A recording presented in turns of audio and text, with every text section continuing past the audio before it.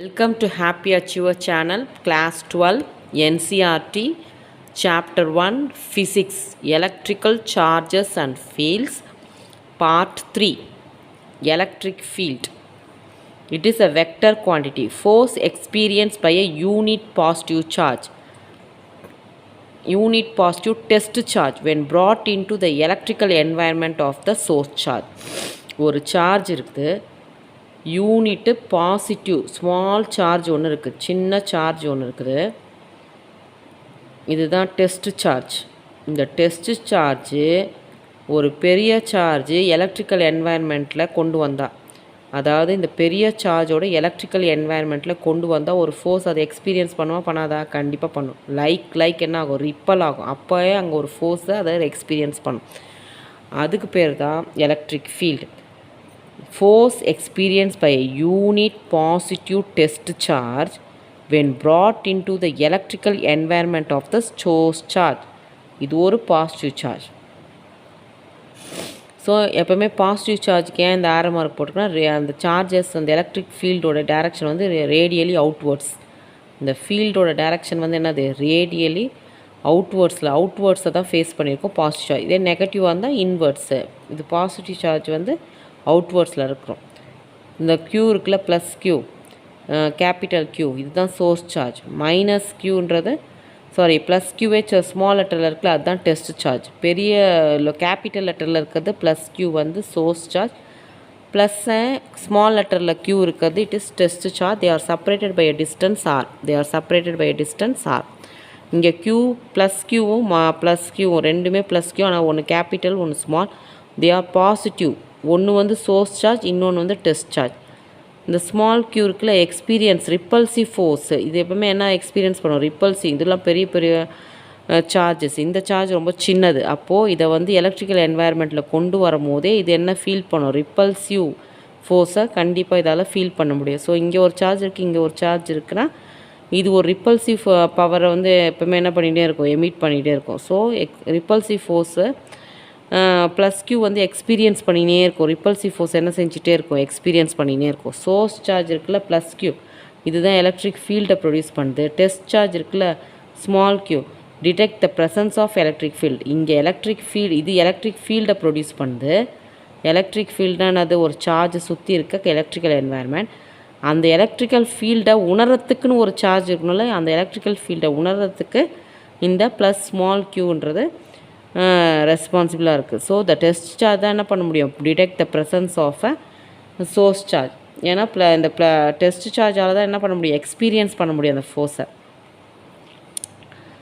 So test charge should be only positive. Test சார்ஜ்னால எப்போவுமே என்ன தான் இருக்கணும்? Positive. Electrical charge plus Q creates electric environment called the electric field. E vector equal to F vector by Q vector.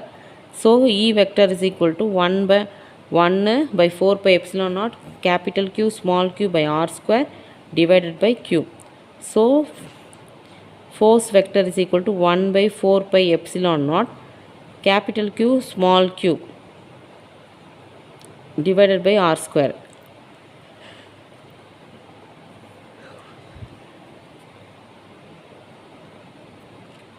So at last F is equal to 1 by 4 pi epsilon naught.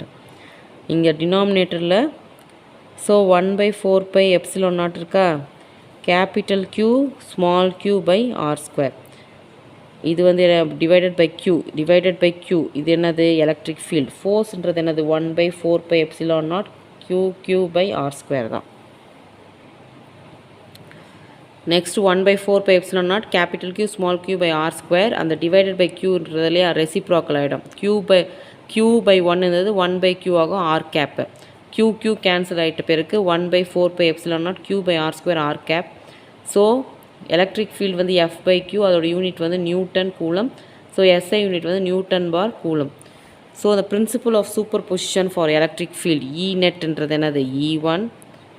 இப்போ electric ஃபீல்டோட super position அப்படின்னா நான் E1 vector plus E2 vector plus E3 vector plus இப்படி போயிட்டே இருக்குது dot En vector. So principle of super position for electric field வந்து E net vector equal to E1 vector plus E2 vector plus E3 vector and en till en vector வரைக்கும் போயிட்டே இருக்கும். Properties of electric field. Direction of electric field at any point is the direction of electric force on a small positive test charge placed at a point. இந்த electric ஃபீல்டோட direction எந்த டைரக்ஷனில் இருக்குன்னா electric force வந்து இந்த small positive test charge மேலே apply ஆகுதுல அந்த டைரக்ஷனில் தான் இருக்கும். Direction is the way how a positive test charge would move. Positive test charge எப்படி மூவ் ஆக போகுது, ஒரு பாசிட்டிவ் சோர்ஸ் சார்ஜ் இருந்தால் பாசிட்டிவ் டெஸ்ட் சார்ஜ் வந்து அந்த ரிப்பல்சிவ் ஃபோர்ஸை உணரும் இல்லையா, அதை உணர்ந்துட்டு அது பேக் மூவ் பண்ணும் இல்லையா, அந்த டைரக்ஷனில் தான் அந்த ஃபோர்ஸ் டைரக்ஷன் இருக்கும் போது. For positive source charge electric field will be directed radially outwards. இதே அந்த பாசிட்டிவ் க்யூ இருந்தது இல்லையா, அதாவது சோர்ஸ் சார்ஜ், அதுக்கு எப்படி இருக்கும், வெளிப்பக்கம் தானே போட்டிருந்தோம். So it will be radially outward from the charge. For negative source சார்ஜாக இருந்தால் directed radially inward from the charge.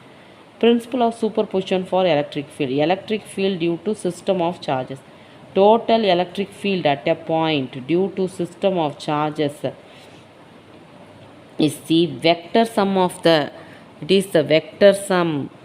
vector sum of the electric field at that point due to all the individual charge. எல்லா individual சார்ஜஸும் நம்ம add பண்ணுறோம்ல, vector சம்மு, அதுதான் total electric field at a point. That is only the total electric field at a point. when there are many charges each charge create own electric field. இப்போ நிறைய charges இருந்தால் ஒவ்வொரு சார்ஜும் தன்னுடைய electric ஃபீல்டை create பண்ணும். இப்போ இந்த இடத்துல அட் பாயிண்ட் பி இது Q1 charge. Q1 charge create பண்ணுற எலக்ட்ரிக் ஃபீல்டு வந்து என்னது E1. Q2 சார்ஜ் வந்து என்ன க்ரியேட் பண்ணுது E2. Q3 என்ன க்ரியேட் பண்ணுது, இது E2. Q3 வந்து E3. Q4 வந்து E4. இதோட position vector R1, R2, R3, R4. So total electric field is at a point is a vector sum of all the electric field from each charge. Let us consider the unit positive test charge. இங்கே தான் ஒரு test charge இருக்குது at point P. இங்கே தான் ஒரு test charge இருக்குது at point P. So E vector at a point, E vector electric field at a point, E1 vector plus E2 vector plus E3 vector plus E4 vector. Electric field at a point equal to KQ1 by R1 square P R1 cap plus KQ2 divided by R2 square P R2 cap plus KQ3 by R3 square P R3 cap plus KQ4 divided by R4 square P R4 cap. So இந்த R1P அப்படின்றது அதோடைய position. R1லேருந்து P, R2லேருந்து P, R3லேருந்து P, R4லேருந்து P அதோட position. So அந்த இங்கேருந்து இது வரைக்கும், இங்கேருந்து இது, இங்கேருந்து இது, இங்கேருந்து இது, அதனால் கீழே வந்து அந்த டிஸ்டன்ஸை தான் நம்ம போடுறோம், அதோட டிஸ்டன்ஸை தான் நம்ம இங்கே போடுறோம். R1 எப்பவுமே R ஸ்கொயர் தான் நம்ம கீழே போடுவோம், இங்கேயும் R1 ஸ்கொயர் P போடுறோம். இதுதான் அங்கே இருக்க டிஸ்டன்ஸ். R3லேருந்து P, R4லேருந்து P, R2லேருந்து P, R1லேருந்து Pன்றதுனால கீழே இது இப்படி வேரி ஆகுது. இஃப் தேர் ஆர் n சார்ஜஸ்னால் நம்ம n வரைக்கும் போட்டுகிட்டே போகணும். Electric field at a point due to the electric charge is given by n வரைக்கும் போட்டணும். E vector equal to E1 vector plus E2 vector அப்படியே டாட் டாட் போட்டு En வெக்டர் வரைக்கும் வரும். Next E vector 1/4 pi epsilon naught Q1 R1 square P R cap plus 1/4 pi epsilon naught Q2 by R2 square P R2P. இது R1P, இது R2P. அப்படியே dot dot போட்டு RNP வரைக்கும் போகணும். RN square P RN cap P. அப்புறமா general formula எழுதும் போது E vector equal to 1/4 pi epsilon naught போட்டு சமேஷன் n I வந்து என்னவாக இருக்குது 1, இங்கே R1 R2 R3லாம் வருது. ஸோ அதுக்கு பதிலாக நம்ம என்ன போட்டுக்கலாம் I. Q1 Q2 Q3 அங்கேயும் I போட்டுக்கலாம். I எதுலேருந்து ஸ்டார்ட் ஆகுது 1லேருந்து. அப்புறம் R கேப் IP அது மாதிரி 1P 2P 3P போட்டுடலாம். அதனால் ஜென்ரலாக போடும்போது IP போட்டுடலாம். அப்போது electric field E is a vector quantity that varies from one point to another point in space and determined from the position of source of charge. So எதை base பண்ணியிருக்குன்னா electric ஃபீல்டுன்றது ஒரு vector quantity. அது வந்து என்ன ஆகும், differ from ஒரு பாயிண்ட்லேருந்து இன்னொரு பாயிண்டில் டிஃபர் ஆகும். அண்ட் எதுலேருந்து டிட்டர்மைன் பண்ணப்படுதுன்னா position of source of charges. Electric lines of force.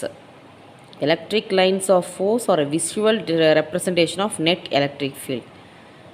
விஷுவலாக நம்ம எப்படி எலக்ட்ரிக் ஃபீல்டை ரெப்ரசன்ட் பண்ணுமோ அதுதான் electric lines of force. It is a curve drawn in such a way that tangent to it at each point is in direction of net field at that point. இதுதான் இப்போ ஒரு curve, இது ஒரு கர்வாக இருக்குது. Electric field லைன்ன்றது ஒரு curve. அங்கங்கே நம்ம டேஞ்சன், இதுதான் டேஞ்சன், இப்படி டச் பண்ணி ஒரு பாயிண்ட்டை டச் பண்ணி வரைகிறது பேர் தான் அது டேஞ்சன். அதுதான் அந்த எலக்ட்ரிக் ஃபீல்டோட டேரக்ஷனே கொடுப்போம். எலக்ட்ரிக் ஃபீல்ட் லைன் வந்து it's a purely geometric representation. இதில் ஃபிசிக்கலாக நிஜமாகவே அது இருக்குதுன்னு பார்த்தா நம்ம கண்ணில் பார்த்தா தெரியாது. ஆனால் அது ஒரு ஜாமெட்ரிக்காக நம்ம டயக்ராமேட்டிக்காக அதை என்ன பண்ணிக்கலாம், ரெப்ரசன்ட் பண்ணலாமே தவிர அந்த ஃபீல்டு அங்கே தான் இருக்கும். ஆனால் ஃபிசிக்கலாக அதை நம்மளால் என்ன பண்ண முடியாது, உணர முடியாது. ஃபிசிக்கல் எக்ஸிஸ்டன்ஸ் அதுக்கு கிடையாது. இட் இஸ் அ வரைஞ்சி வேணால் பார்த்துக்கலாமே தவிர வரைஞ்சி இப்படி ஒரு எலக்ட்ரிக் ஃபீல்டு அந்த சார்ஜை சுற்றி இருக்குதுன்னு சொல்லலாமே தவிர அதுக்கு நிஜமாகவே அதை நம்ம கண்ணால் பார்க்க முடியாது. Properties of electric field line. Electric field line எதுலேருந்து ஆரிஜின் ஆகும், positive charge and infinity and terminate at negative charge and infinity. Positive சார்ஜில் ஆரம்பிச்சதுன்னா அங்கேருந்து எவ்வளோ தூரம் வேணாலும் இன்ஃபினிட்டி வரைக்கும் இருக்கும். அதே மாதிரி நெகட்டிவ் சார்ஜ் ஆரம்பித்தாலும் இன்ஃபினிட்டி வரைக்கும். பாசிட்டிவ் சார்ஜில் ஆரிஜினேட் பண்ணி நெகட்டிவ் சார்ஜில் போய் முடியும். இப்போ நெகட்டிவ் சார்ஜ் இல்லைனா பாசிட்டிவ் சார்ஜ் மட்டும் தான் இருக்குன்னா அது இன்ஃபினிட்டியில் போய் முடியும். அதே மாதிரி நெகட்டிவ் சார்ஜ் தான் இருக்குதுன்னா அது பாசிட்டிவில் முடியாது. அப்படியே பாசிட்டிவே இல்லைன்னு வச்சுக்கோங்க, அது எங்கே போய் முடியும், நெகட்டிவ் இன்ஃபினிட்டியில் போய் முடியும். அப்போ எலக்ட்ரிக் ஃபீல்டுன்றது ஆரிஜினேட் ஃப்ரம் பாசிட்டிவ். ஜென்ரலாக பாசிட்டிவில் ஆரம்பித்து நெகட்டிவில் முடியும். நெகட்டிவ் சார்ஜ் இல்லைன்னா அது போய் இன்ஃபினிட்டியில் தான் முடியும். நோ நெகட்டிவ் சார்ஜ் நியர்பைனா they start at positive and end at இன்ஃபினிட்டியில் போய் எண்ட் ஆகும். வெறும் பாசிட்டிவ் சார்ஜ் மட்டும் தான் இருக்குன்னா அப்படியே போயிட்டே இருக்கும் அந்த எலக்ட்ரிக் ஃபீல்ட் லைன். அதுக்கு எண்டே கிடையாது. எண்டே கிடையாதுன்றது என்ன சொல்லுவோம், infinity. Electric field line always represent the net electric field at a point. இந்த எதை ரெப்ரசன்ட் பண்ணால் எவ்வளோ எலக்ட்ரிக் ஃபீல்டு அங்கே இருக்குது அதை தான் ரெப்ரசன்ட் பண்ணுது.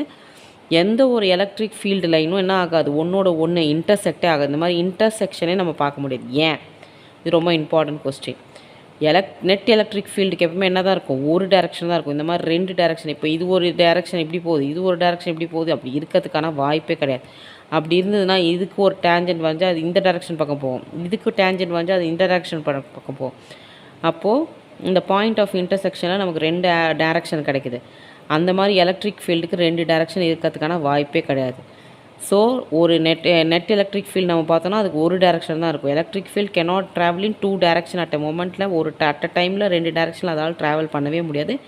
டேஞ்சன்ட் டு எலக்ட்ரிக் ஃபீல்டு வந்து gives direction of the electric field. இந்த மாதிரி இன்டர்செக்ட் ஆகும்போது அது ரெண்டு டிஃப்ரெண்ட் டேரெக்ஷன் கொடுக்குது. இது வந்து ப்ராக்டிக்கலாக சான்ஸே இல்லை. Two electric field lines never intersect each other because at the intersection point there will be two possible direction of electric field, which is not possible. If electric field line density is high at a point, then electric field intensity will be higher at that point and vice versa. Electric field line density வந்து ரொம்ப ஹையாக இருந்தால் அந்த electric field இன்டென்சிட்டியுமே என்னவாக தான் இருக்கும், ஹையாக தான் இருக்கும்.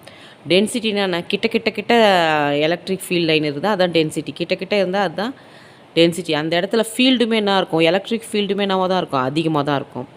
சார்ஜுமே என்னவாக தான் இருக்கும், அதிகமாக தான். Numerical that is magnitude of சார்ஜுமே என்னவாக தான் இருக்கும், அதிகமாக தான் இருக்கும். இதே ஃபீல்டு லைன் லெஸ் டென்சிட்டினா ஃபீல்டு லைனும் தூரம் இருக்கும். அந்த இடத்துல எலக்ட்ரிக் ஃபீல்டுமே என்னவாக தான் இருக்கும், கம்மியாக இருக்கும். இப்போ ஆல்ரெடி சொன்னோம் இல்லையா, பாசிட்டிவ் வந்து ரேடியலி அவுட்வர்ட் டைரக்ஷனை ஃபேஸ் பண்ணியிருக்கோம், நெகட்டிவ் சார்ஜ்னால் இன்வர்ட் டைரக்ஷனை ஃபேஸ் பண்ணியிருக்கோம். இந்த டென்சிட்டி ஐ இருக்கிறதுனா கிட்ட இருக்குது பாருங்கள் ஃபீல்ட் லைன்ஸ். இதுதான் ஃபீல்டு லைன்ஸ், சார்ஜை சுற்றி இருக்கிற லைன். இது ஃபிசிக்கல் எக்ஸிஸ்டன்ஸ் கிடையாது. இது ஃபிசிக்கலாக நம்மளால் பார்க்க முடியாது. ஜாமெட்ரிக்கலாக வேணால் நம்ம ரெப்ரசன்ட் பண்ணலாம், விஷுவலாக வேணால் நம்ம ரெப்ரசன்ட் பண்ணலாமே தவிர ஃபிசிக்கல் எக்ஸிஸ்டன்ஸ் இதுக்கு கிடையாது இந்த லைன்ஸ்க்கு. ஹை டென்சிட்டினா கிட்ட இருக்கும், லெஸ் டென்சிட்டினா தூரம் இருக்கும். கிட்ட இருந்தால் மோர் எலக்ட்ரிக் ஃபீல்டு, தூரமாக இருந்தால் less electric field. Electric field என்ன பண்ணாது, closed loop for two charges form பண்ணவே பண்ணாது. இந்த மாதிரி ஒரு க்ளோஸ்டு லூப்ஸு, கண்டினியூஸ் லூப்ஸு இதெல்லாம் ஃபார்ம் பண்ணாது. கண்டினியூஸ் கர்வ் ஃபார்ம் பண்ணும், ஆனால் கண்டினியூஸ் இந்த மாதிரி லூப் ஃபார்ம் பண்ணாது. Electric field line are normal to the surface of the conductor. இப்படி தான் ஒரு கண்டக்டர் இப்படி இருக்குன்னா அது இப்படி தான் நார்மல் 90 டிகிரியில் தான் இருக்கும். எலக்ட்ரிக் ஃபீல்ட் லைன் கண்டக்டரில் பாஸ்லாம் பண்ணாது. கண்டக்டர் உள்ளே என்ன பண்ணாது, பாஸ்லாம் பண்ணாது.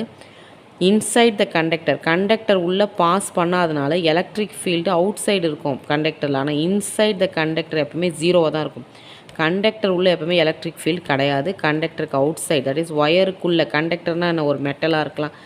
எதெல்லாம் எலக்ட்ரிக் கரண்ட்டை பாஸ் பண்ணுதோ அதுதான் கண்டக்டர். அதுக்குள்ளே நமக்கு எலக்ட்ரிக் ஃபீல்டு இருக்காது, இந்த மாதிரி வெளியே தான் இருக்கும். உள்ளே வந்து எலக்ட்ரிக் ஃபீல்டு வந்து zero. Physical significance of electric field. Characteristics of the electrical environment. Characterizes the electric environment. Physical significance na electric field naala enna importance. It characterizes the electric environment. ஒரு சார்ஜை சுற்றி ஒரு எலக்ட்ரிக்கல் என்வாயர்மெண்ட் இருக்குது அப்படின்றத கேரக்டரைசஸ் பண்ணுறது பேர் தான் இந்த எலக்ட்ரிக் ஃபீல்டோட ஃபஸ்ட்டு சிக்னிஃபிகன்ஸ். இப்போது வந்து Q1 வந்து மூவ் ஆகுது Q2, அப்போ ஒரு எக்ஸ்பீரியன்ஸ் ஆகும் எலக்ட்ரோ மேக்னெட்டிக் வேவ்ஸ். அந்த இடத்துல என்ன ஆகும்னா Q1 வந்து Q2க்கு மூவ் ஆகும்போது ஒரு டைம் டிலேவும் ஏற்படும். ஏன்னு கேட்குறாங்க. Q1 சார்ஜுக்கு எலக்ட்ரிக் ஃபீல்டு இருக்குது சரௌண்டிங் இட், Q2க்குமே எலக்ட்ரிக் ஃபீல்டு இருக்குது சரௌண்டிங் இட். Q1 வந்து Q2வை ரீச் பண்ணும்போது அந்த எலக்ட்ரிக் ஃபீல்டு அப்போஸ் பண்ணி தான் ரீச் பண்ணோம். அப்போ அந்த இடத்துல ஒரு டைம் டிலே இருக்குமா இல்லையா, அது வந்து என்ன பண்ணணும், எதிர்த்து தானே அங்கே மூவ் பண்ணணும். ஒரு Q1 சார்ஜ் இருக்குது, அதுவும் பாசிட்டிவ், Q2வும் ஒரு பாசிட்டிவ், ரெண்டுமே பாசிட்டிவ் இருக்கும் போது இதுவும் இது மேலே எக்ஸர்ட் பண்ண ஃபோர்ஸ், அதுவும் இது Q1 எக்ஸர்ட் பண்ணும், Q2 ரெண்டு ரிப்பல் ஆகுதுன்னு வச்சுக்கோங்க. அப்போது அந்த ரிப்பல்ஷன் ஃபோர்ஸை எதிர்த்து தானே Q1 வந்து Q2வை நோக்கி ட்ராவல் பண்ணி ஆகணும். அந்த டைமில் ஒரு டைம் டிலே இருக்க தானே செய்யும், அதுதான் time delay. Time depend electromagnetic waves turn on ஆகிடுது ஷார்ட் இன்டர்வல் ஆஃப் டைமுக்கு. இதனால் ஒரு leaves behind electromagnetic waves. இதனால் இங்கே என்ன உண்டுவாகுது, electromagnetic waves and transport energy. இதனால் நமக்கு ஒரு டைம் டிலே கண்டிப்பாக ஏற்படும். நேரம் வந்து கொஞ்சம் லேட் ஆகும், டிலே ஆகும்.